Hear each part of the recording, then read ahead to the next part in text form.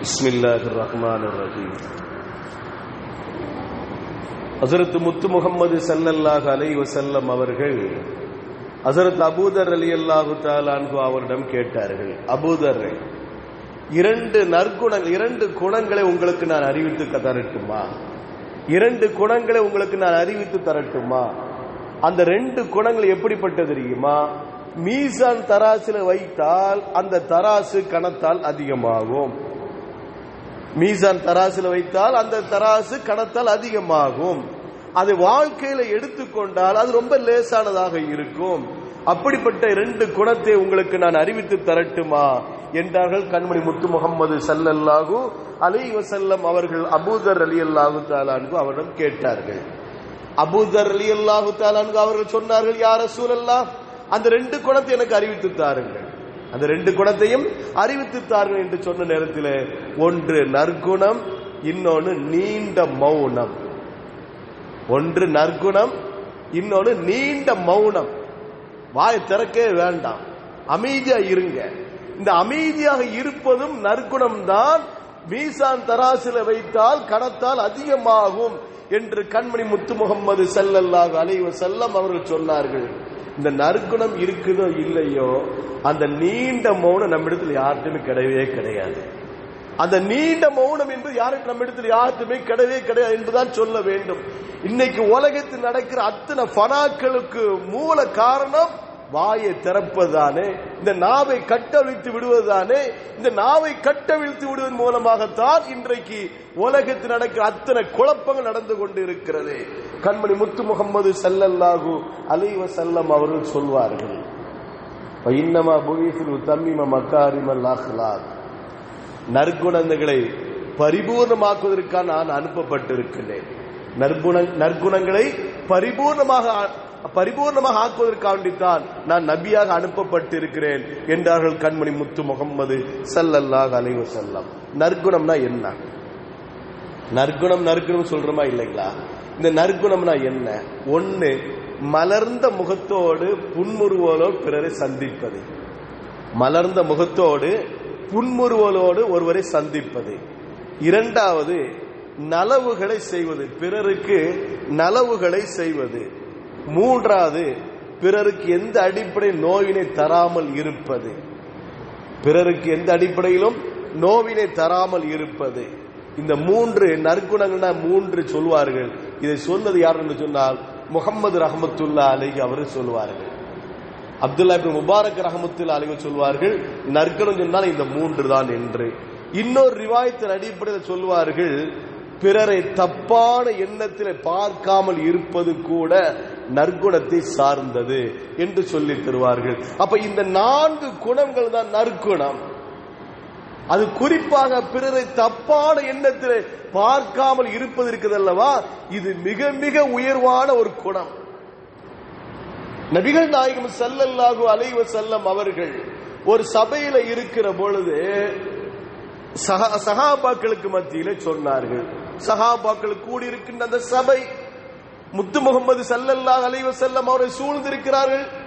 இப்பொழுது செய்தியை சொல்கிறார்கள், ஒரு மனிதர் பள்ளிவாசலுக்குள்ள ஒரு மனிதர் உள்ளே நுழைவார், அந்த மனிதர் சொர்க்கவாசி. இப்பொழுது ஒரு மனிதர் பள்ளிவாசலுக்குள்ளே நுழைவார், நுழைகின்ற அந்த மனிதர் சொர்க்கவாசி என்றார்கள் கண்மணி முத்து முஹம்மது ஸல்லல்லாஹு அலைஹி வஸல்லம். சஹாபாக்கள் ஆச்சரியமாய் போச்சு. ஏன்னா உள்ள நுழையக்கூடிய சொர்க்கவாசி யாரா இருக்கும், யாரா இருக்கும் அந்த மனிதர், அந்த தோழர் யாராக இருக்கும் என்று சஹாபாக்களுக்கு மத்தியில் ஆர்வம் கூடி போனது. சஹாபாக்கள் எதிர்பார்த்து கொண்டிருக்கிற பொழுது ஒரு தோழர் உள்ள நுழைகிறார்கள். ஒலு செய்த தண்ணி முகத்தில் அப்படி வடிஞ்சுக்கிட்டு இருக்குது. செருப்பு ரெண்டையும் எடுத்து அதாவது அந்த உள்பகுதி கீழ்ப்பகுதி ரெண்டையும் ஒன்றாக ஆக்கி அக்குள்ள வைத்துக் கொண்டு அந்த சஹாபி உள்ளே வருகிறார்கள், பள்ளிவாசலுக்குள்ளே நுழைகிறார்கள். இப்ப ரசூலுல்லாஹ் சொன்ன சொர்க்கவாசி கண்டுபிடிச்சிட்டாங்க சஹாபாக்கள். 2ஆம் நாள் அதே மஜ்லிஸ், 2ஆம் நாள் அந்த மஜ்லிஸ் கூடுகிறது. அந்த மஜ்லிஸில் இருக்கிற பொழுது கண்மணி முத்து முஹம்மது ஸல்லல்லாஹு அலைஹி வஸல்லம் அவர்கள் மீண்டும் சொல்கிறார்கள், இப்பொழுது ஒரு மனிதர் உள்ளே நுழைவார், அவர் சொர்க்கவாசி. இப்பொழுது ஒரு மனிதர் உள்ளே நுழைவார், அவர் சொர்க்கவாசி என்றார்கள். சஹாபாக்கள் ஆச்சரியம். இன்னைக்கு யாராக இருக்கும்? இன்றைக்கு ஒரு உள்ள நுழையக்கூடிய மனிதர் சொர்க்கவாசி, சொர்க்க மனிதரை நாம் பார்த்து விட்டோம் என்ற அந்தஸ்து நமக்கு கிடைக்கிறது அல்லவா? அதனால் அந்த மனிதர் யார் என்று பார்ப்பதற்கு எல்லாருமே ஆர்வமாக இருந்தார்கள். இரண்டான நுழைந்ததும் அதே சஹாபிதான், நேற்று நுழைந்த அதே சஹாபிதான். ஒளிச்சீர தண்ணீரை தொடைக்காமலே அப்படி வடிந்து கொண்டிருக்கிறது, தாடி வடியா வடிந்து கொண்டிருக்கிறது. 2 சருப்பைகளை அக்குள்ள வைத்துக் கொண்டு அந்த சஹாபி உள்ளே வருகிறார்கள். 3ஆம் நாள் அதே மஜ்லிஸ் கூடுகிறது. சஹாபாக்கள் மஜ்லிஸ் கிடைக்கும் மத்தியிலே கண்மணி முத்து முகம்மது ஸல்லல்லாஹு அலைஹி வஸல்லம் ஒரு செய்தியை சொல்கிறார்கள். இன்றைய தினம் யார் உள்ளே நுழைவாரோ, ஒரு மனிதர் இப்போ உள்ள நுழைவார், அவர் சொர்க்கவாசி என்று சொன்னார்கள். 3ஆம் நாளும் அந்த மனிதரை எதிர்பார்த்துக் கொண்டிருக்கிறார்கள். 3ஆம் நாளும் அதே சஹாபி அதே நிலையில உள்ளே நுழைகிறார்கள். இந்த ஹதீஸை அறிவிக்கக்கூடிய சஹாபி அப்துல்லா இப்னு அம்ர் இப்னு ஆஸ் ரலியல்லாஹு தஆலா அன்ஹு அவர்கள். அந்த சஹாபி சொல்லுகிறார்கள், எந்த அடிப்படையில் அவர்கள் சொர்க்கவாசி என்று ரசூலுல்லாஹ் சொன்னார்களோ அந்த காரியத்தை நாம் தெரிந்து கொள்ள வேண்டும். அந்த காரியத்தை நான் தெரிந்து கொண்டு அவர் என்ன அமல் செய்கிறார்களோ அந்த அமலை நான் செய்துவிட்டு நான் சொர்க்கவாசியாக மாறுவதற்கு ஆசைப்படுகிறேன். ஏனென்று சொன்னால் கண்மணி முத்து முகம்மது ஸல்லல்லாஹு அலைஹி வஸல்லம் அவர்களுடைய திரு நாவின் பரக்கத்தினால் சொர்க்கவாசி என்று அவர் சோபன கூறப்பட்டார்கள். அந்த சோபன கூறப்பட்ட அந்த மனிதரிடமிருந்து என்ன பிரத்யேகமான அமல்களை நீங்கள் செய்து கொண்டிருக்கிறீர்கள், அதை நான் தெரிந்து கொண்டு அதே அமலை நான் செய்துவிட்டு அவரோடு சொர்க்கத்திலே ஒன்றாக இருக்க ஆசைப்படுகிறேன். அதனால் அவங்க என்ன காரியத்தை செய்கிறார்களோ அந்த காரியத்தை நான் செய்ய ஆசைப்படுகிறேன் என்று சொல்லி அந்த சஹாபியுடைய வீட்டுக்கு போறாங்க. அப்துல்லா இப்னு அம்ர் இப்னு ஆஸ் ரலியல்லாஹு தஆலா அன்ஹு அந்த சொர்க்கவாசி என்று ரசூலுல்லாஹ் சொன்னாங்களா இல்லைங்களா? அந்த வீட்டுக்கு போறாங்க. அங்க வீட்டுக்கு போய் சொல்றாங்க, எங்க வீட்டுல சில பிரச்சனை நடந்துருச்சு, அதனால 3 நாள் உங்க வீட்டுல நான் விருந்தாளியா தங்குறேன், எனக்கு அனுமதி தாருங்களா? தருகிறேன், தங்கிக் கொள்ளுங்கள். இந்த சஹாபி வேவு வாக்கு போயிருக்கிறாங்க. என்ன அமல் புதுசாக செய்யறாங்க, மற்றவங்களை காட்டி என்ன அமல் செய்யறாங்க அப்படின்னு வேவு பார்க்கறதுக்காக வேண்டி போயிருக்கிறாங்க. தூக்கம் வருமா அவங்களுக்கு? இரவுல தூக்கம் வருமா? தூக்கம் வராது. அப்படியே உட்கார்ந்து பார்த்துக்கிட்டே இருக்கிறாங்க.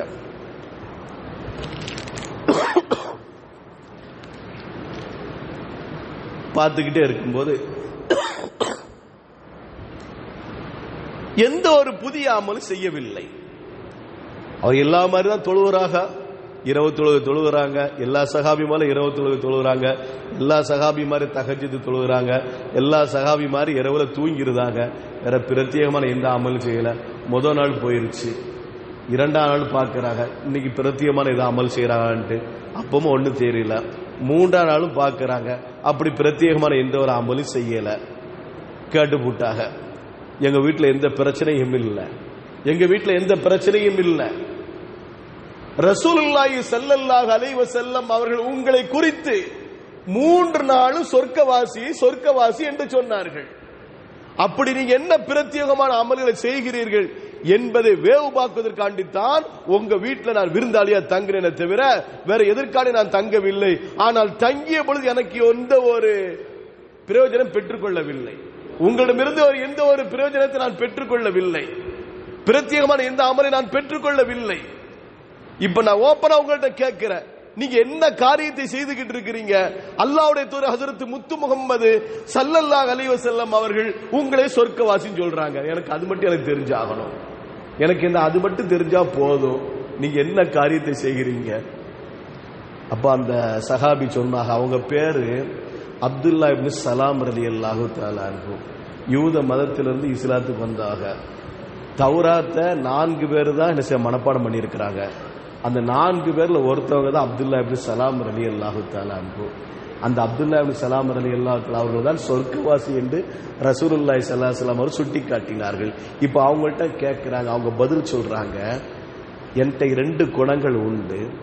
என்கிட்ட 2 குணம் உண்டு. ஒன்னு, அல்லாஹு தஆலா ஒரு அடியானுக்கு நிரப்பமான வாழ்க்கை ஏதாவது ஒரு அடிப்படையில் கொடுத்திருந்தால் நான் அல்ஹம்துலில்லாஹ் என்று சொல்லுவேன். நான் அல்ஹம்துலில்லாஹ் என்று சொல்லுவேன். இன்னைக்கு அந்த எண்ணம் இருக்குதா? அவன் ஒரு நேரத்தில் எப்படி இருந்தான் தெரியுமா? நம்ம உடனே ஆரம்பிச்சிருவோம் புராண கதையெல்லாம். ஒரு நேரத்தில் அவங்க எப்படி இருந்தா தெரியுமா, ஏதோ 2ஆம் நம்பர் வேலை பார்த்துருக்கா, அதனால தான் இந்த மாதிரி குறுகிய காலத்தில் அவருக்கு சொத்து அதிகமாயிருச்சு அப்படின்னு நாம என்ன செய்வோம், எல்லா பாட்டும் பாடுவோம், அப்படித்தானே. ஆனா அந்த சஹாபி சொல்கிறார்கள், அல்லாஹு தஆலா ஒரு மனிதனுக்கு நிரப்பமான வாழ்க்கையை கொடுத்திருந்தால், ஏதாவது ஒரு சிறப்பை கொடுத்திருந்தால் நான் அல்ஹம்துலில்லாஹ் என்று சொல்வேன். இது என்னிடத்தில் இருக்கின்ற ஒரு குணங்கள். இன்னொரு குணம் என்ன தெரியுமா, யாரை குறித்தும் தப்பான வார்த்தை நான் பேச மாட்டேன். யாரை குறித்தும் நான் தப்பான வார்த்தை பேச மாட்டேன். இந்த ரெண்டும் என்னிடத்தில் இருக்கிறது. அந்த சஹாபி சொல்கிறார்கள், அப்துல்லா இப்னு அம்ர் இப்னு ஆஸ் ரலியல்லாஹு தஆலா சொல்கிறார்கள், அதற்கு பிறகு இந்த 2 குணத்தையும் அவரிடமிருந்து நான் பெற்றுக்கொண்டேன். இந்த நற்குணம் தான். இந்த குணம் நம்ம எங்கே போய் சேர்க்கிறது, சொர்க்கத்தில் போய் சேர்க்கிறது. நாம் நற்குணம் நற்குணம் என்று சொல்லிக் கொண்டிருக்கின்றோம், நற்குணத்தோடு வாழ வேண்டும் என்று சொல்லிக் கொண்டிருக்கிறோம், நற்குணத்தை போதித்துக் கொண்டிருக்கின்றோம். நம்மிடத்தில் அந்த குணம் இருக்கிறதா? நற்குணத்தை பற்றி பேசுகிற நம்மிடத்தில் அந்த குணம் இருக்கிறதா? இந்த நற்குணம் எப்படி தெரியுமா, நம்மை சொர்க்கத்தில் கொண்டு போய் சேர்க்கக்கூடிய குணம் தானே. இதை பரிபூர்ணப்படுத்துவதற்காக கண்மணி முத்து முஹம்மது ஸல்லல்லாஹு அலைஹி வஸல்லம் ஒரு நபியாக அனுப்பப்பட்டிருக்கிறார் என்று ரசூலை சொல்லித் தருகிறார்கள். இன்னமா புஇஸ்து லியுதம்மிம மகாரிமல் அக்லாக், நற்குணங்களை பரிபூர்ணமாக்குவதற்காக நான் அனுப்பப்பட்டு இருக்கிறேன் என்று சொல்லுகிறார்கள். அந்த தூதர் இந்த நற்குணத்தோடு வாழ்ந்திருக்கிறார்கள். கண்மணி முத்து முஹம்மது ஸல்லல்லாஹு அலைஹி வஸல்லம் அவருடைய ஒவ்வொரு குணமும் ஒவ்வொரு நற்குணம் தான். அவருடைய குணத்தில் யாரும் என்ன செய்ய முடியாது, குறை பாத்திர முடியாது. அவருடைய குணத்தில் யாரும் குறையை கண்டுபிடித்த முடியாது. அந்த அளவுக்கு நற்குணம் ஒவ்வொன்றிலும் அவர் தீர்ச்சி பெற்றிருந்தார்கள். ஒரு தோழர் ஒரு நேரத்தில் ஒரு ஆடு அறுத்து பங்கிடப்பட்டுச்சு. ஒரு ஆடு அறுத்து ரசூலுல்லாஹ்ட்ட ஒப்படைக்கப்பட்டுச்சு. கண்மணி முத்து முஹம்மது ஸல்லல்லாஹு அலைஹி வஸல்லம் அவர்கள் அந்த ஆட்டை தன்னுடைய குடும்பத்தாரிடம் கொடுத்து சமைக்க சொல்லி, அது சமைத்து வந்தோன்னு பெரிய பாத்திரத்தில் வைத்தார்கள். பெரிய பாத்திரத்தில் வைத்த உடனே கண்மணி முத்து முஹம்மது ஸல்லல்லாஹு அலைஹி வஸல்லம் அவர்கள் வயிறு பசியோடு இருக்கிற சஹாபாக்களா பார்த்து அழைத்தார்கள். யார் யாரெல்லாம் வயிறு பசியோடு இருக்கிற அத்தனை பேர் வாருங்கள் என்றார்கள். திண்ணை தோழர் ஒருவருக்கே பத்தாது அந்த உணவு, திண்ணை தோழர்கள் ஒருவருக்கே பத்தாது அந்த உணவு. அவ்வளவு கொடும் பசியில இருந்தார்கள். சொல்வார்கள் அல்லவா, ஹஜ்ரத் அபூ ஹுரைரா ரலியல்லாஹு தஆலா அன்ஹு அவர்கள், அவர் திண்ணை தோழர்கள் உள்ளவர்கள் தான். அவர்கள் சாப்பாடு, ஒருவேளை சாப்பாடு சாப்பிட்டு மூலமாக இஸ்லாத்துக்கு வந்தவர்கள்.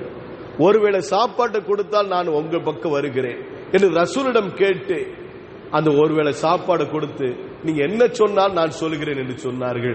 கண்மணி முத்து முஹம்மது ஸல்லல்லாஹு அலைஹி வஸல்லம் அவர்கள் திரு கலிமாவை சொல்லுங்கள் என்று சொன்னார்கள். திரு கலிமாவை சொல்லி இஸ்லாத்துக்கு வந்தார்கள். இப்படி அந்த சஹாபியும் அந்த அஸ்ஹாபு சுஃபாவிலே அந்த திண்ணை தோழலை உண்டு. அதற்கு பிறகும் தன்னுடைய வாழ்நாள் முழுவதும் வயிற்று பசியில் தான் தன்னுடைய வயிற்றை கழித்தார்கள் என்பது வரலாறு நமக்கு சொல்லும். திண்ணை தோழர்கள் 200க்கும் மேற்பட்ட திண்ணை தோழர்கள் உண்டு. அந்த திண்ணை தோழர் அத்தனை பேர்களும் ஆடை, சரியான ஆடை கிடையாது, சரியான உணவு கிடையாது. அந்த 200 சஹாபாக்கள் வந்தாலே ஒரு பிடி பிடிச்சாலே அந்த ஆடு காலியா போயிடும். எங்கே போகிறது? இப்பொழுது சஹாபாக்கள் அழைத்தார்கள். ரசூல் அழைத்த உடனே எல்லா சஹாபாக்கள் வந்தார்கள். அந்த ஆட்டில கையை வைத்தார்கள். ரசூலும் அவரோடு சேர்ந்து அந்த ஆட்டு இறைச்சியில கை வைத்தார்கள். ஏன்னா ரசூலும் பசியோடு தான் இருக்கிறார்கள். இப்பொழுது அந்த பாத்திரத்தை சுத்தி எல்லாரும் உட்கார முடியாத காரணத்தினால் ஒருவர் இன்னொரு பக்கத்தில் அப்படியே முழங்கால் இட்டு எட்டி எட்டி அந்த பாத்திரத்தில் கையை விட்டு சாப்பிட்டுக் கொண்டிருந்தார்கள். எங்கிருந்த வந்த ஒரு கிராமத்து சஹாபி, கிராமத்து அரபு சஹாபி வந்து கேட்கிறார்கள், என்ன இங்க இருக்கல யார் முஹம்மத், இந்த கூட்டத்தில் யார் முஹம்மது என்று கேட்கிறார் ஸல்லல்லாஹு அலைஹி வஸல்லம். இப்ப ரசூலுல்லாஹி ஸல்லல்லாஹு அலைஹி வஸல்லம் எல்லாரும் கை காட்டுறாங்க. அவங்க தான் ரசூல், அவங்க தான் அல்லாஹ்வுடைய தூதர், அவங்க தான் எங்களுடைய தூதர், நம்முடைய தூதர் சொன்ன நேரத்தில் இப்படியா நீங்க இருப்பீங்க, இப்படியா நீங்க இருப்பீங்க? எல்லாரும் என்ன ஒன்றாக இருந்து கொஞ்சம் உங்களுக்கு ஒரு அந்தஸ்து இல்லையா? உங்களுக்கு ஒரு அந்தஸ்து இல்லையா? ஒரு அந்தஸ்தோடு இருக்க வேண்டாமா? ஏன் இவர்களோடு சேர்ந்து இப்படி இருக்கிறீர்கள்? சட்டை சரியில்லாதவர்கள், ஆடை சரியில்லாதவர்கள், பாதி உடல் தெரிகிறது, இவர்களோடு இப்படி நீங்கள் உட்கார்ந்து கொண்டு இருக்கிறீர்களே, உங்களுக்கு ஒரு அழகா இருக்கா? இது என்று கேட்டார் அந்த கிராமத்து சஹாபி. ரசூலுடைய வாழ்க்கை சரியாக புரியாதவர்கள், ரசூலுடைய வாழ்க்கை அந்த நேரத்தில் சரியாக புரியாதவர்கள் அப்படி ஒரு வார்த்தையை கேட்ட உடனே கண்மணி முத்து முஹம்மது ஸல்லல்லாஹு அலைஹி வஸல்லம் ஒரு செய்தியை சொல்வார்கள். நான் மனிதர்களுக்கு மத்தியில் மூர்க்கத்தனமாக நடப்பதற்கான அனுப்பப்பட்டவன் அல்ல, மனிதரிடத்திலே மூர்க்கத்தனமாக நடப்பதற்கான அனுப்பப்பட்டவன் அல்ல, மென்மையோடும் தன்மையோடும் நன்மையோடும் அனுப்பப்பட்டவன் நான். மென்மையோடும் தன்மையோடும் நன்மையோடும் இருப்பதற்கான அனுப்பப்பட்டிருக்கிறேன் என்று கண்மணி முத்து முஹம்மது ஸல்லல்லாஹு அலைஹி வஸல்லம் அவர் சொல்லி தருகிறார்கள். ஆக ரசூலுடைய வாழ்க்கை எல்லாமே ஒரு நற்குணம் நிறைந்ததால், ரசூலுடைய வாழ்க்கை முழுவதும் ஒரு நற்குணம் நிறைந்ததால் அந்த ரசூலை பேசினாலும் அவர்கள் அந்த பேசினவருக்கு அள்ளி கொடுப்பார்கள். ரசூலை ஏசியவர்களுக்கும் அள்ளி கொடுப்பார்கள். ரசூலை தூற்றியவர்களுக்கும் அள்ளி கொடுப்பார்கள். ரசூலை போற்றியவர்களுக்கும் அள்ளி கொடுப்பவர்கள் தான் கண்மணி முத்து முஹம்மது ஸல்லல்லாஹு அலைஹி வஸல்லம் அவர்கள். ஒரு செய்தியை சொல்வார்கள், உன்சுர் அகாக லாலிமன் அவ் மதுலூமா. அருமையான ஹதீஸை ரசூலுல்லாஹ் சொல்வார்கள். இன்னைக்கு நம்மால அப்படி கடைபிடிக்க முடியாது. இந்த ஹதீஸை படித்தால் நம்மால் அந்த அளவுக்கு கடைபிடிக்க முடியாது. அந்த ஒரு வார்த்தை சொல்லுகிறார்கள், கடைபிடிக்க வேண்டும் என்று சொல்லி அந்த ஹதீஸை நமக்கு சொல்லுகிறார்கள். உன்சுர் அகாக லாலிமன் அவ் மதுலூமன். உனக்கு அநீதம் இழைத்த உன்னுடைய சகோதரனுக்கும், உன்னால் அநீதம் இழைத்த உன்னுடைய சகோதரனுக்கும் நீ உதவி செய். வார்த்தை விளங்குதா? உனக்கு அநீதம் செய்துவிட்ட அந்த சகோதரனுக்கும், உன்னால் அநீதம் இழைக்கப்பட்ட சகோதரனுக்கும் நீ உதவி செய் என்று சொன்னார்கள். இப்போ ஒரு சஹாபி கேட்கிறாள், கால ரஜுலுன் யா ரசூலல்லாஹ் அன்சுருகு இதா கான மதுலூமன். நான் உதவி செய்கிறேன், என்னால் யார் பாதிக்கப்பட்டாலோ அவனுக்கு உதவி செய்வது நான் எனக்கு புரிகிறது. வ கைஃப அன்சுருகு லாலிம, வ கைஃப அன்சுருகு லாலிம. எனக்கு அநீதம் இழைத்தான் அல்லவா, அவனுக்கு நான் எப்படி உதவி செய்வது? எனக்கு அநீதம் இழைத்தவனுக்கு நான் எப்படி உதவி செய்வது என்று கேட்ட பொழுது கால ரசூலுல்லாஹி ஸல்லல்லாஹு அலைஹி வஸல்லம் தஹஜுஸுஹு அவ் தம்னஉஹு மினல் லுல்மி ஃப இன்ன ذلك நஸ்ருஹு. அவன் உனக்கு அநீதம் செய்து விட்டான் சொல்லி நீ பதிலுக்கு அநீதம் செய்வாய் அல்லவா, நீ பதிலுக்கு நீ அநியாயம் செய்வாய் அல்லவா, அந்த அநியாயத்தை செய்யாமல் விட்டு விடுவது நீ உனக்கு அநீதம் செய்வதற்கு நீ உதவி செய்வது என்றார்கள் கண்மணி முத்து முஹம்மது ஸல்லல்லாஹு அலைஹி வஸல்லம். கண்மணி முத்து முஹம்மது ஸல்லல்லாஹு அலைஹி வஸல்லம் சொன்னது மாத்திரமல்ல, ரசூலுல்லாஹ் சொன்னது மாத்திரமல்ல, தங்களுடைய வாழ்க்கையில செய்து காட்டியிருக்கிறார்கள். தங்களுடைய வாழ்க்கையில செய்து காட்டியிருக்கிறார்கள். தன்னை ஏசியவருக்கு கூட ரசூலுல்லாஹ் அள்ளி கொடுத்தவர்கள். ஒரு வயசான மூதாட்டி சொல்வாங்களா இல்லையா, சுமக்க முடியாத சுமையை சுமந்து கொண்டு ஒரு அம்மா செல்கின்ற பொழுது எதிரில் கண்மணி முத்து முஹம்மது ஸல்லல்லாஹு அலைஹி வஸல்லம் வந்தார்கள். என்னம்மா இப்படி சுமக்க முடியாம சுமையை சுமந்து கொண்டிருக்கிறார், என்னுடைய தலையில வைமா, நான் தூக்கி கொண்டு வருகிறேன் என்று சொல்லி அந்த சுமையை தன்னுடைய தலையில தூக்கி கொண்டு அவர் வந்து கொண்டே இருக்கிறார்கள். பேச்சுக்கு இடையில கேட்கிறார், என்ன காரணம், எங்க போற? அந்த அம்மா சொன்ன வார்த்தை, இங்க யாரோ முஹம்மது ஸல்லல்லாஹு அலைஹி வஸல்லம் வந்திருக்கிறார்களாம், எங்களுடைய தெய்வத்தை எல்லாம் அவர் குறை பேசுகிறார், அவருடைய சொல்லு என்னுடைய காதில் விழுந்துடக்கூடாது, அவர் நிழல் கூட என்னுடைய நிழல்ல பற்றக்கூடாது, அதுக்காக நான் அந்த ஊரை விட்டு செல்கிறேன் என்று அந்த அம்மா சொல்லிக் கொண்டே வருகிறார்கள். ரசூலுல்லாஹ் கேட்டுக்கொண்டே வருகிறார்கள். கடைசியாக அவங்க சொன்ன இடத்துல வந்தோடனே தங்களுடைய சுமையை இறக்கி வைத்து விட்டு வெளியே கிளம்புகிற பொழுது அந்த அம்மா கேட்கிறாங்க, இவளை நான் தூக்கிட்டு வந்த நீங்க யாரு, நீங்க யாரை பத்தி பேசுகிறீர்களோ, யாருடைய பேச்சு உங்களுடைய காலில் விழக்கூடாதுன்னு சொல்கிறீர்களோ அந்த முகமது நாதான் அம்மா. அந்த இடத்துல இஸ்லாத்துக்கு வருகிறார்கள். அந்த அம்மா அந்த இடத்துல இஸ்லாத்துக்கு வருகிறார்கள். இதுதான் ரசூலுடைய குணம். ரசூலுடைய குணம் இதுதான். ரசூலுடைய குணம் நற்குணத்திலே சிறந்து விளங்கினார்கள். அந்த நற்குணத்திலே சிறந்து விளங்கிய அந்த ரசூல் பிறந்த மாதம் தான் இந்த புனித மாதம், இந்த புனித ரமலான் ரபீல் அவ்வலுடைய மாதம். இந்த மாதத்திலே ரசூலுடைய புகழை நாம் பாடுவோம், ரசூலுடைய சுன்னத்தை நம்ம வாழ்க்கையில கொண்டு வருவோம், ஜன்னத்தை பெறுவோம். அல்லாஹ் ரப்புல் நம் அனைவருக்கும் கிருபை செய்வானாக. வாஹிரு தஅவானா அனில் ஹம்துலில்லாஹி ரப்பில் ஆலமீன். அஸ்ஸலாமு அலைக்கும் வ ரஹ்மத்துல்லாஹி தஆலா வ பரகாத்துஹு.